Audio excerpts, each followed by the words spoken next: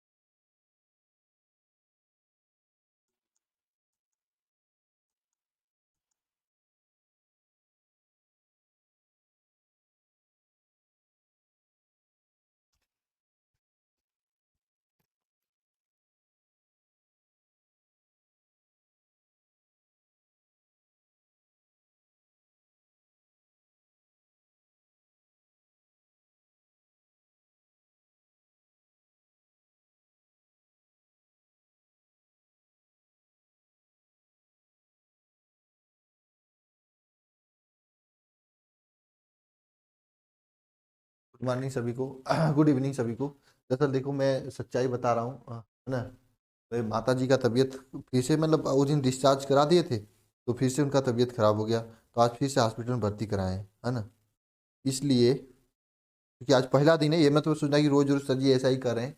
मजबूरियां हमेशा बता के नहीं आती हैं, अब आ चुकी हैं तो हम क्या ही कर सकते हैं, ठीक है। इसलिए आज के लिए मैं आप लोगों से माफ़ी चाहूँगा और क्लास थोड़ा लंबी नहीं रखूँगा। आज ही केवल फिजिक्स होगा, सोमवार से मैं केमिस्ट्री स्टार्ट करूँगा, ऑर्गेनिक केमिस्ट्री, ठीक है। और कल की टेस्ट की टॉपिक मैं बता दिया था, फिजिक्स केमिस्ट्री में कौन कौन सा टेस्ट होगा,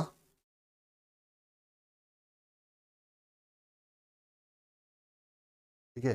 मैं मानता हूं कि आप लोगों को बहुत परेशानियों की सामना करना पड़ रहा है, इसके लिए मुझे माफ़ करना सभी लोग, लेकिन हाँ, इसका एवज में मैं आपको, ऐसी नहीं कि सब क्लास बंद हो पा रही है, एक दो क्लास मेरी नहीं चल रही तो बाकी सबकी तो चल ही रही है ना। मैं क्या बताऊं, समस्या जब आती है तो हर तरफ से आती है ना। उधर मेरी तबीयत खराब थी, इधर पापा माता जी की तबीयत खराब हो गई, हम क्या कर सकते हैं। नहीं, मेरे लिए आज कोई शुभ संध्या नहीं है, मेरे लिए खराब संध्या है। माता जी की तबीयत सही नहीं, मैं तो सोच रहा था क्लास ना लूं, लेकिन फिर से ले लिया मैं आपका ना। चलिए स्टार्ट करते हैं। तो कल हम लोग जहां तक पढ़े थे उसके आगे हम लोग आज किरचॉफ के नियम से स्टार्ट करेंगे। किरचॉफ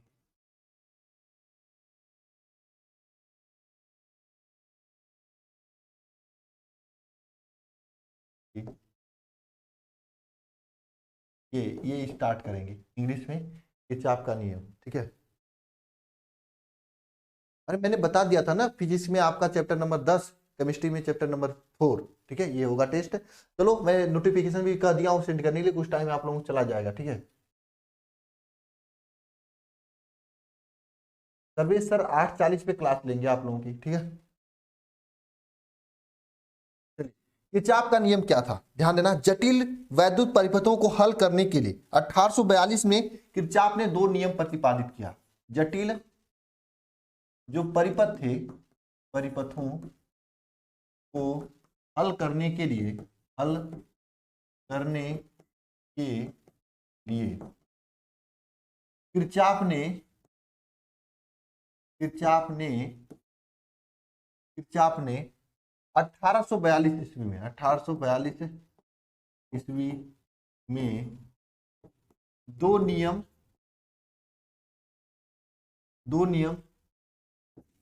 प्रतिपादित किया। दो नियम प्रतिपादित किया, जिसमें से पहला नियम क्या था, ध्यान देना। जिसमें से पहला नियम था प्रथम नियम। पहला नियम क्या है, प्रथम प्रथम नियम या फिर संधि के नियम, संधि का। इसमें दूसरा नियम क्या था, द्वितीय नियम या फिर बंद पास का नियम, बंद पास का नियम, ये किरचॉफ ने बताया था। तो जटिल परिपथों को सॉल्व करने के लिए, जटिल परिपथों को हल करने के लिए 1842 ईस्वी में किरचॉफ ने दो नियम प्रतिपादित किया, जिसमें प्रथम नियम जिसे हम लोग संधि का नियम भी कहते हैं, द्वितीय नियम जिसे हम लोग बंद पास का नियम भी कहते हैं। तो हम लोग दोनों को एक एक करके देखेंगे, और ये है बहुत वेरी IMP है, बहुत ही ज्यादा इंपॉर्टेंट है। इतना ज्यादा इंपॉर्टेंट है कि बोर्ड एग्जाम में बहुत बार पूछा जाता है। हाँ रमेश, आपका कमेंट आया है, ठीक है। गौतम मणिपाल, आपका भी कमेंट आ रहा है, ठीक है।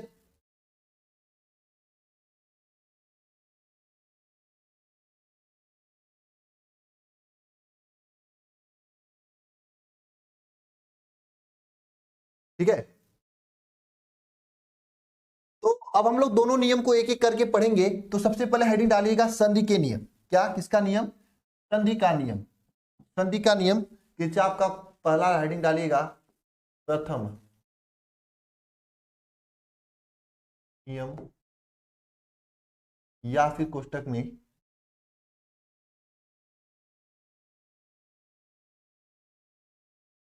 संधि का नियम, यह हम लोग पढ़ेंगे, ठीक। प्रथम नियम या फिर संधि के नियम।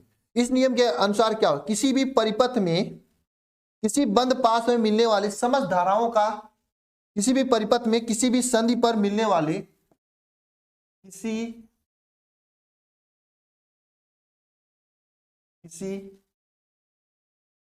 परिपथ में संधि पर मिलने वाले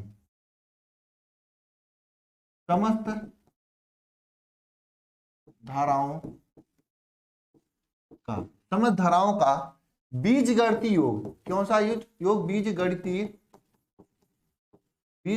योग क्या होता है? शून्य होता है, शून्य होता है। बीजगणितीय योग क्या होता है? शून्य होता है। ये किरचॉफ का प्रथम नियम है। किसी भी परिपथ में किसी भी संधि पर मिलने वाले समस्त धाराओं का बीजगणितीय योग क्या होता है? शून्य होता है। जैसे ये परिपथ है, ये आपका संधि है ना, ये आपका क्या है?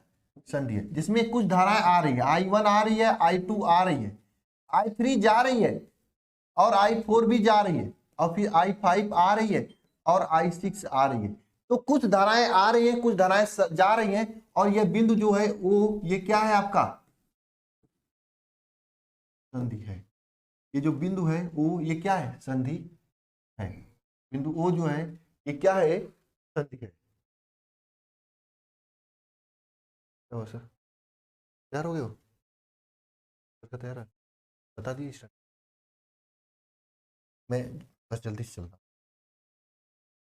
क्योंकि मुझे जाना होगा बहुत जल्दी, ठीक है बाबू।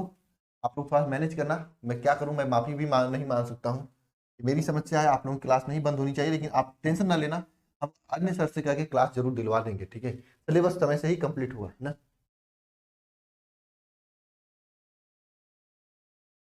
जितेंद्र, ये फिजिक्स पढ़ाया जा रहा है, फिजिक्स के चैप्टर नंबर 5 का, चैप्टर नंबर 3 का लेक्चर नंबर 5 है। ध्यान देना, ये संधि है। तो संधि पर मिलने वाली समस्त धाराओं का बीजगणितीय वो क्या होता है? शून्य होता है।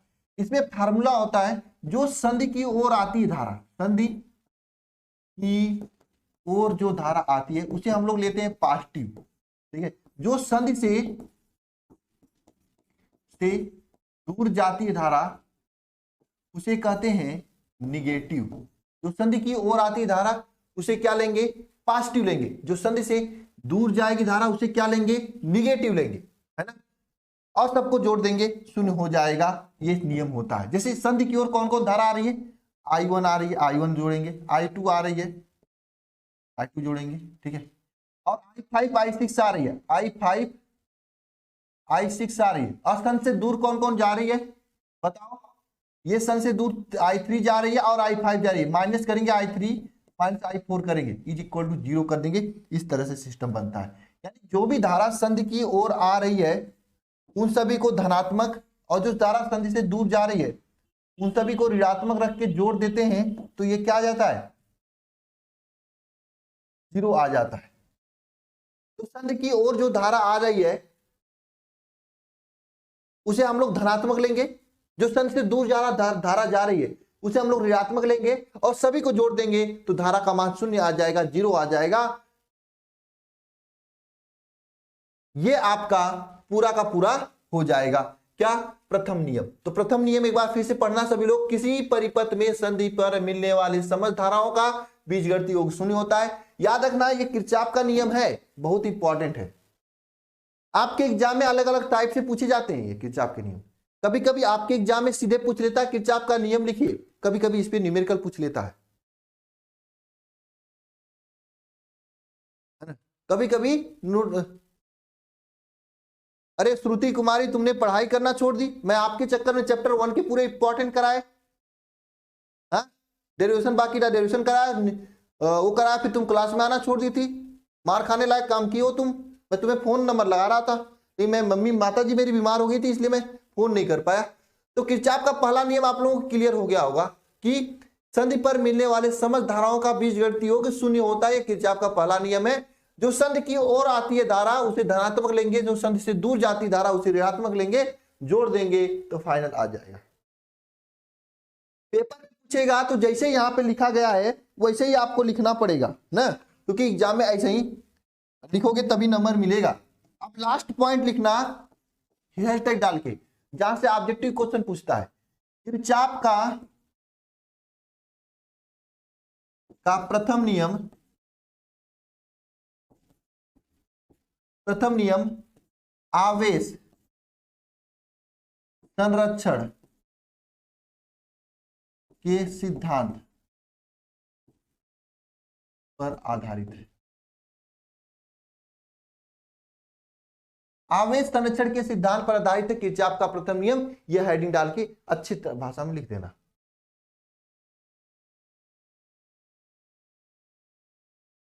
है ना, ये अच्छी भाषा में लिख देना, है ना। और इसे याद भी रखना कि ये आवेश प्रथम नियम जो है आवेश संरक्षण के सिद्धांत पर आधारित होता है। किसके? आवेश संरक्षण के सिद्धांत पर आधारित होता है प्रथम नियम, क्योंकि ये एग्जाम में पूछा जाता है।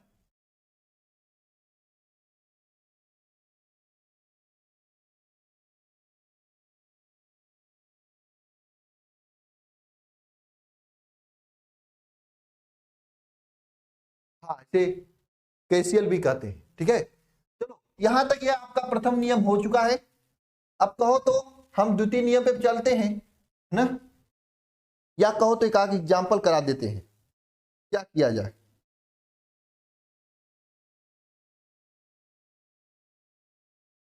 छोड़ो, द्वितीय नियम पे चलते हैं। क्वेश्चन जो भी होगा,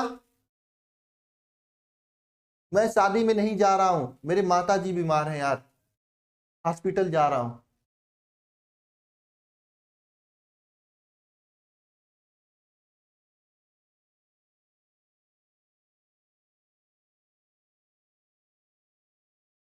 क्या यार,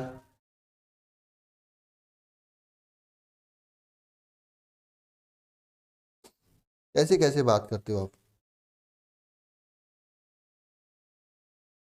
चलिए द्वितीय नियम लिखते हैं, ये प्रथम नियम हो गया। द्वितीय नियम, अब इसके एग्जांपल्स क्वेश्चन वगैरह हम लोग जब इंपॉर्टेंट न्यूमेरिकल कराएंगे तो उसी में करेंगे, और हम ही कराएंगे, टेंशन ना लेना, ठीक है। मैं कराऊंगा वहां पे नियम को एक बार फिर से बताऊंगा, फिर कराऊंगा, ठीक है ना। यहाँ पे ध्यान देना, प्रथम नियम हो गया, दूसरा लिखना, पहले लिख लो जो है द्वितीय नियम,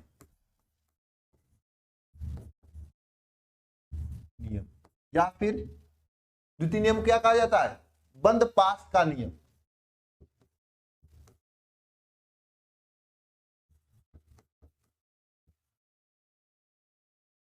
ठीक है। ये द्वितीय नियम या फिर बंद पास का नियम क्या होता है? ध्यान देना, ये होता है किसी वैद्युत परिपथ के, किसी वैद्युत परिपथ के बंद पास, किसी वैद्युत परिपथ के बंद पास अथवा लूप में अथवा लूप में, किसी वैद्युत परिपथ के बंद पास अथवा लूप में विभिन्न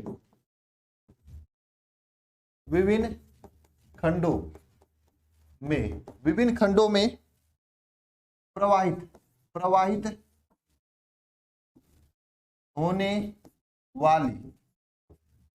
होने वाली धाराओं तथा संगत प्रतिरोध का गुणनफल, धाराओं तथा संगत प्रतिरोध का गुणनफल का बीजगणितीय योग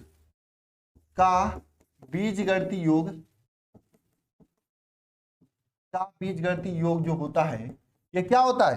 बीजगणितीय योग। उस पास में कार्य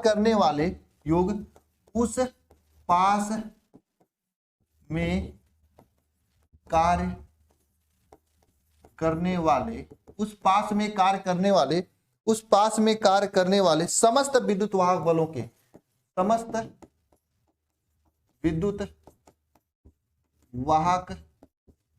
बलों के योग के बराबर होता है। समस्त विद्युत वाहक बलों के योग के बराबर होता है, यानी कि सिग्मा स्मॉल आई आर, यानी आई धारा, आर प्रतिरोध का गुणनफल जो होता है उस विद्युत पास में बहने वाले समस्त विद्युत वाहक बल यानी सिग्मा ई के बराबर होता है। ये होता है किरचॉफ का द्वितीय नियम।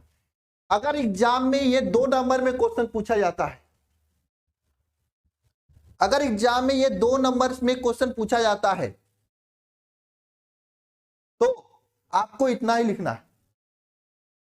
अगर एग्जाम में 2 नंबर में क्वेश्चन पूछा जाता है इतना ही लिखना है।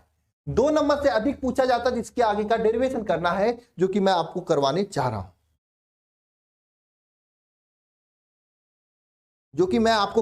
रहा हूं, डेरिवेशन करने से पहले मैं कुछ चीजें बता दे रहा हूं जो कि आपको न्यूमेरिकल में भी काम करेंगी।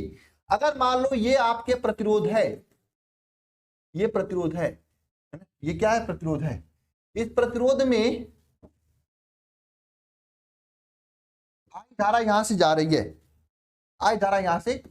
है, और आर प्रतिरोध लगा हुआ है।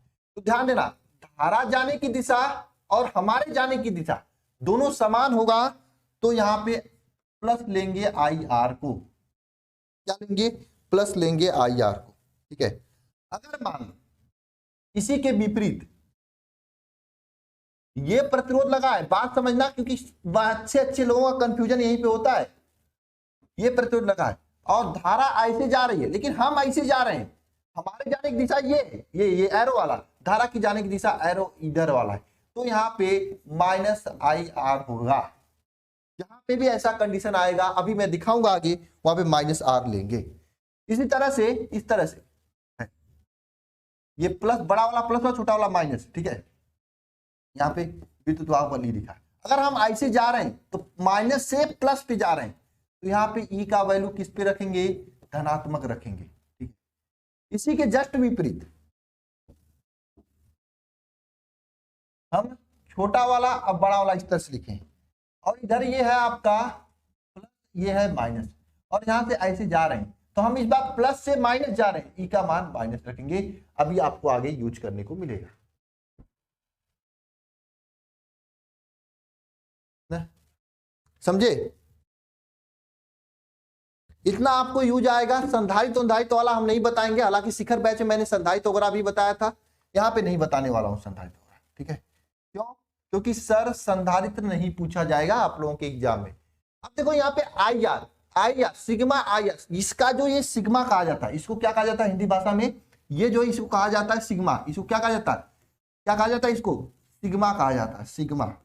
सिग्मा का मतलब क्या होता है? सिग्मा का मतलब होता है जोड़। जैसे परिभाषा में लिखा गया है ना, क्या? विभिन्न खंडों में बहने वाले धाराओं तथा संगत प्रतिरोध। धारा का मतलब क्या? आई, तथा संगत प्रतिरोध का मतलब आर। धारा तथा संगत प्रतिरोध आई आर का गुणनफल जो है का बीजगणितीय योग, जहां बीजगणितीय योग शब्द आया वहां पे सिग्मा आई आर कर दिया मैंने योग। उस पास में कार्य करने वाला विद्युत वाहक बल, विद्युत वाहक बल का मतलब ई, ई मतलब विद्युत वाहक बल के बीजगणितीय योग के बराबर होगा, ये आपने बताया था।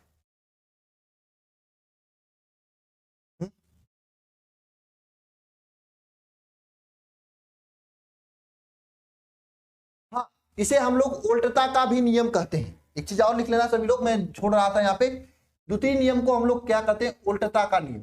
उल्टता का भी नियम कहते हैं, बंद पास का नियम भी कहते हैं, इसे उल्टता का भी नियम कहते हैं। एक चीज मैं भूल रहा था, कोष्टक में लिख लेना उल्टता का नियम। क्या? उल्टता का नियम, इसे उल्टता का नियम भी कहते हैं।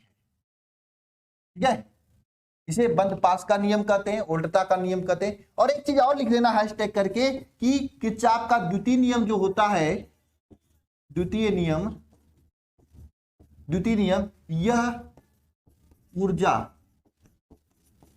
संरक्षण के सिद्धांत पर कार्य करता है। यह जो ऊर्जा संरक्षण के सिद्धांत पर कार्य करता है। अब देखो, मैंने एक बार रिकैप किया, कर रहा हूं, फिर से समझा रहा हूं, बात समझना। प्रथम नियम क्या था, किसी भी परिपथ के संधि पर मिलने वाले समस्त धाराओं का बीजगणितीय योग शून्य होता है। जैसे संधि की ओर आने वाली धारा को हम लोग धनात्मक लेते हैं, संधि से दूर जाने वाली धारा को ऋणात्मक लेते हैं, फार्मूला में रख देते हैं, प्रूफ हो जाता है। और ये आवेश संचरण के सिद्धांत पे कार्य करता है। द्वितीय नियम क्या था, वैद्युत परिपथ के बंद पास या लूप के विभिन्न खंडों में प्रवाहित होने वाला धारा आई तथा संगत प्रतिरोध आर का गुणनफल का बीजगणितीय योग सिग्मा आई आर बीजगणितीय योग उस पास में कार्य करने वाले विद्युत वाहक बल यानी ई के योग के बराबर होता है। सेकेंड नियम, इसे लूप का नियम भी कहते हैं, इसे लूप का नियम भी कहते हैं या उल्टता का भी नियम कहते हैं। यहां पे मैंने आपको यह बताया कि अगर हम इधर जा रहे हैं और धारा भी इधर जा रही तो वो आई आर को धनात्मक लेंगे। अगर हम इधर आ रहे हैं, धारा इधर जा रही है तो ऋणात्मक, मतलब हमारे जाने की दिशा, धारा की जाने की दिशा विपरीत होगी तो ऋणात्मक लेंगे। अगर बैटरी में प्लस से माइनस से प्लस की ओर हम जा रहे हैं तो प्लस लेंगे ई को, अगर प्लस से माइनस की ओर जा रहे हैं तो माइनस ई को लेंगे। आया समझ में यहां तक सभी को? बताओ, इसका डेरिवेशन करा दें हम।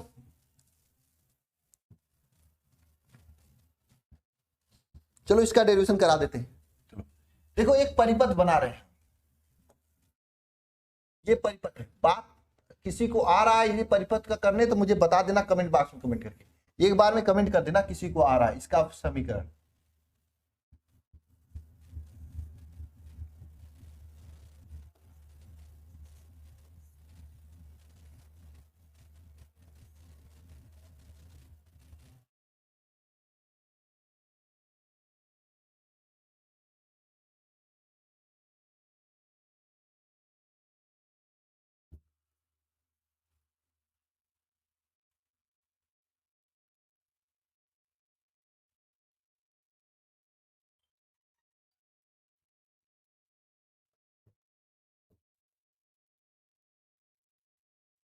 परिपथ बनाकर अगर प्रूव करने के लिए कहा जाए तो आपको ऐसे ही करना पड़ेगा। ऐसे जाना है, E1 है, यहाँ पे क्या है R1 है,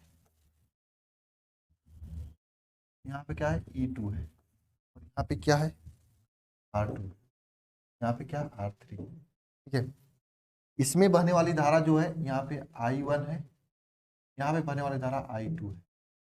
ठीक है, ये परिपथ है। यहाँ पे जो धारा आएगी ये I1 प्लस I2 ये आती है। ये पूरा सिस्टम है। तो हमने जो यहाँ पे आप लोगों को बताया,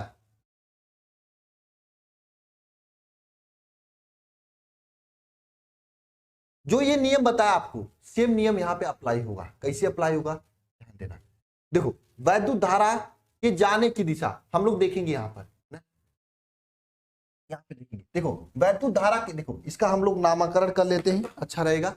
ये है आपका A B C D E F, ये आपका सबका नामकरण हो गया, ABCDEF। ठीक है, ध्यान देना यहाँ पे बाबू, बहुत आसान है, बहुत आसान है। सबसे पहले हम लोग बंद पास ABEF ए में ले जाएंगे। बंद पास लिखेंगे यहाँ पर, बंद पास ABEF ए में, बंद पास ABEF ए में यहाँ पे आएंगे हम लोग और यहाँ पे सॉल्व करेंगे। देखिए ए से चल रहे हैं, ए से चल रहे हैं, यहाँ पे कुछ नहीं मिला, ए से ई गया। देखो हम लोग क्या पे इस तरह से लिखते हैं। देखो सबसे पहले हम लोग यहाँ पे ध्यान देना, ए से बी, बी से सी, ई से एफ और एफ से ए में जाएंगे। चलो आओ चलते हैं, ए से बी में गए हम लोग, ए यहाँ पे, बी यहाँ पे गए, यहाँ पे कुछ नहीं इसलिए जीरो रखते। बी से ई गए, बी से ई गए तो हमारे जाने की दिशा ये थी, लेकिन धारा इधर जा रहा था, तो यहां पे हम लोग क्या लेंगे, माइनस लेंगे ना। मैंने बताया था आप लोगों को, यहां पे मैंने बताया था आप लोगों को, अगर हम इधर जा रहे हैं, धारा इधर, हम इधर जा रहे हैं, धारा के विपरीत दिशा में जा रहे हैं, तो वहां पे माइनस लिया जाता है। देखो हम तो ऐसे जा रहे हैं, धारा इधर जा रही है, विपरीत दिशा में जा रहे हैं धारा के, तो यहाँ पे माइनस आई आर लेंगे, I2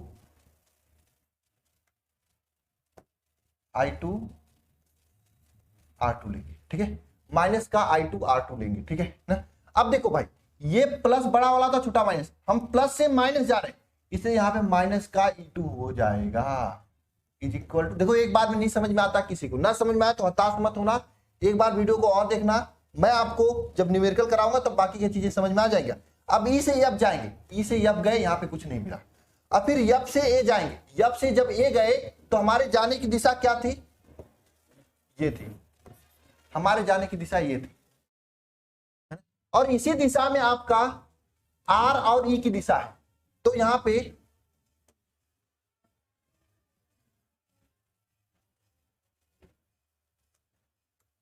पे क्या होगा, हमारे जाने की दिशा क्या है, एफ से ए की ओर, और एफ से ए हम जा रहे हैं, तो आर और आई सेम दिशा में जा रही है, इसलिए हम लोग क्या करने वाले हैं, यहां पे इसको प्लस लेंगे, प्लस I1 R1। ठीक है, और देखो ई की दिशा क्या लेंगे, ई की दिशा इधर है और आर का भी दिशा इधर है, तो ई को प्लस लेंगे, plus E1 is equal to 0। यानी हम इसे क्या लिखेंगे, I1 R1 plus E1 is equal to I2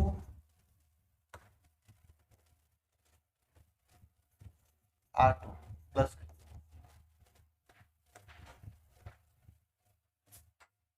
चल रहे हो, अच्छा बस ये मैं इसको साफ कर रहा हूँ, बस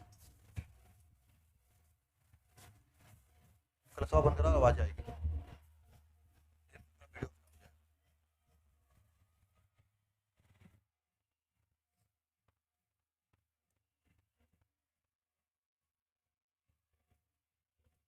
I2 R2 है। अब देखो ये माइनस वाले को इधर लाए थे, E2 प्लस हो गया। ये आपका पहला समीकरण बना। इस तरह से आप लोग समीकरण बनाओगे, प्लस माइनस अगर ध्यान रखोगे तो समीकरण बन जाएगा। अगर आप और इसे अच्छे से करना चाहते हो तो आप एक काम कर सकते हो, इसको इधर लाके इसको उधर ले आ सकते हो, यहाँ पे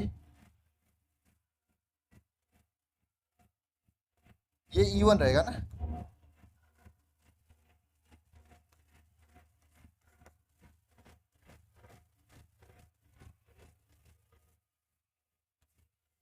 है ना, ये E1 रहेगा। ठीक है, यहाँ पे E1 था, ठीक है, E2 उधर जाके प्लस हो जाएगा। अगर इसको और अच्छे से लिखना चाहते हो इस तरह से भी लिख सकते हो, I1 R1 minus I2 R2 is equal to E2 minus E1। देखो एक बार में नहीं समझ में आता तो घबराना मत, अभी बहुत सारे क्वेश्चन आएंगे, वहां पे समझ लेना सभी लोग, हल्का फुल्का तो समझ में आ ही गया होगा क्या चल रहा है, कैसे प्लस लिया जा रहा है, कैसे माइनस लिया जा रहा है।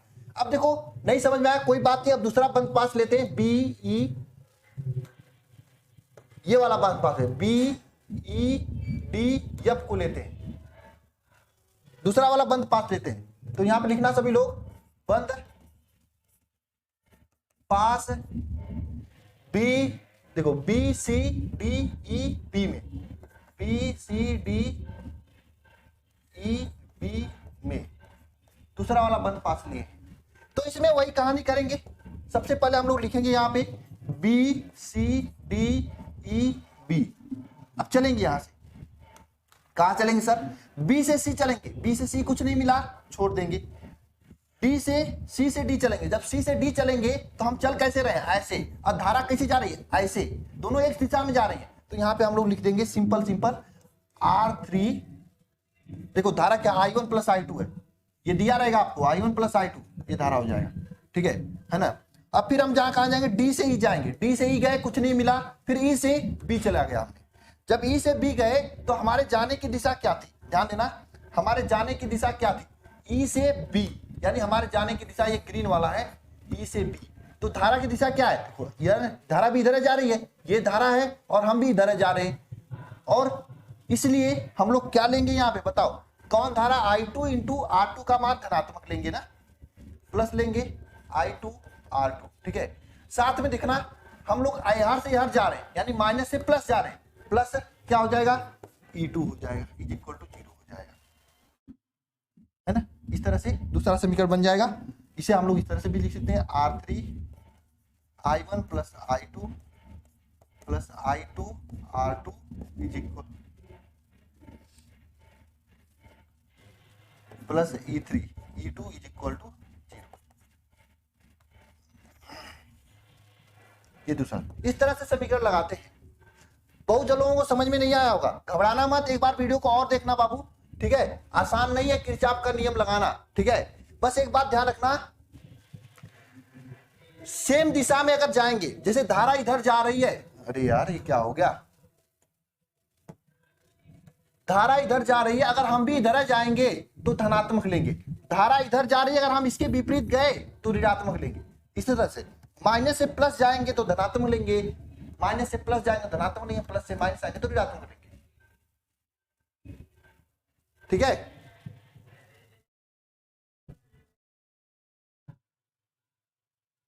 नंदनी मैं जा रहा हूं हॉस्पिटल इसके बाद, ठीक है?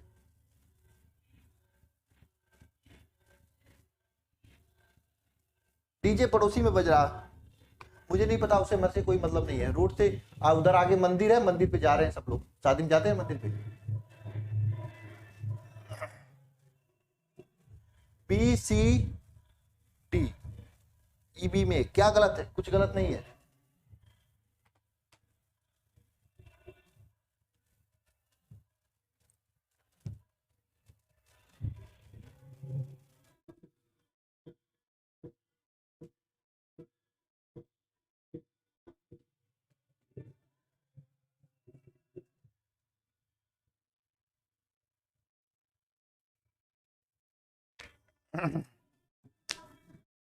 अच्छा, इसको इस तरह से भी लिख सकते हैं आप लोग, है ना?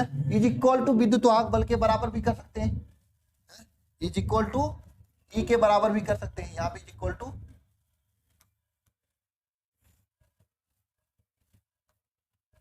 इक्वल टू ई के बराबर भी कर सकते हैं, ई टू, ठीक है?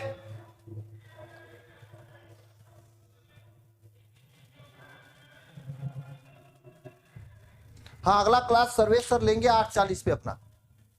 अभिषेक प्रताप सिंह कहाँ गलत है? गलत है सर, गलत नहीं है।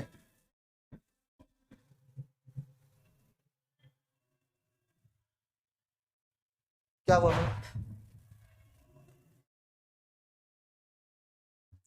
बहुत सारे बच्चों को समझ में नहीं आया होगा।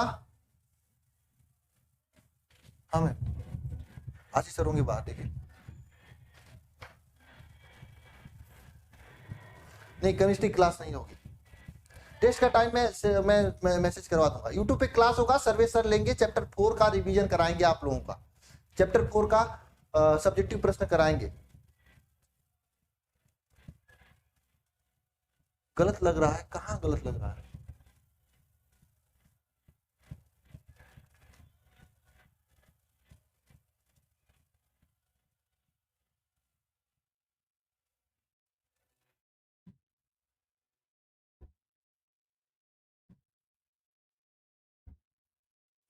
जा सकता हूँ, आप लोगों को इजाजत देंगे मुझे जाने का? कहाँ गलत है यार?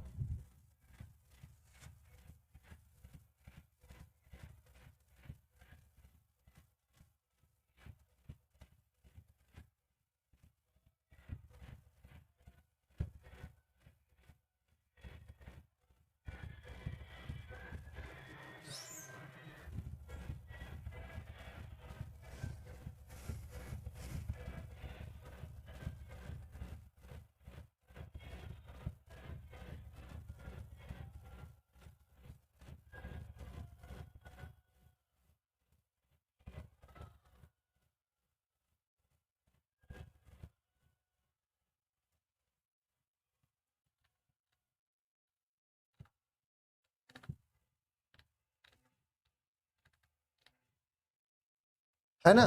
थोड़ी मोड़ी अगर नहीं समझ में आया हो तो मैं क्वेश्चन में समझा दूंगा आप लोगों को, ठीक है ना।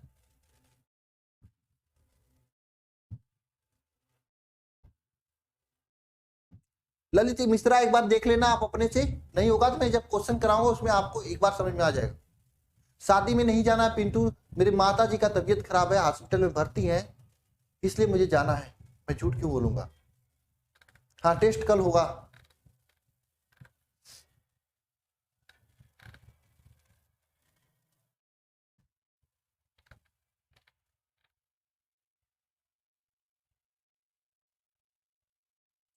बगल में रोड पर से कुछ गाड़ी उड़ी जा रहा है।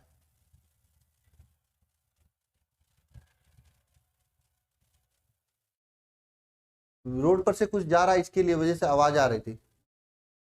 दोनों समझ में नहीं आया, कोई दिक्कत नहीं, आगे समझ में आ जाए। गलत है गलत है गलत है, कहाँ गलत है बाबू। हो सकता है आपके टीचर ने कुछ अलग तरीके से बताया हो, लेकिन मैं आपको कुछ अलग तरीके से बताया हूं। अगर इससे भी सॉल्व करोगे तो आंसर सेम आएगा, कोई गड़बड़ी नहीं होगा, है ना। आंसर सेम आएगा, कोई गड़बड़ी नहीं होगा, ठीक है। अगर इस तरह से भी सॉल्व करोगे बाबू, कभी आंसर गलत नहीं आएगा, ठीक है, कभी भी आंसर गलत नहीं आएगा, इसकी मैं गारंटी लेता हूं, है ना, ठीक है, इसकी मैं गारंटी लेता हूं। नहीं मैं करके दिखा दूंगा आपको, मैं बहुत सारे क्वेश्चन सॉल्व करूंगा, देख लेना, ये आसान होता है,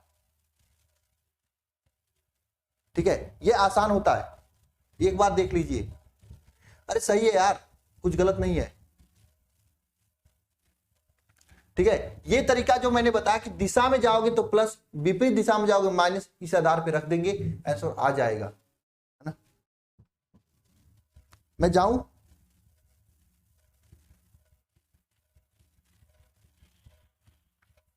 जिसको भी समझ में नहीं आया है वो टेंशन ना लेना, दोबारा लेक्चर को देख लेना, ठीक है।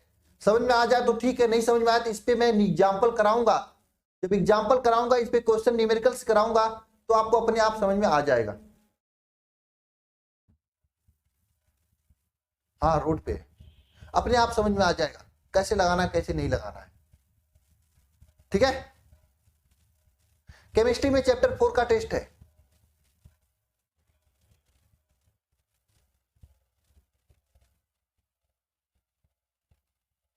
है ना। चलो ठीक है, क्लास को एंड करते हैं।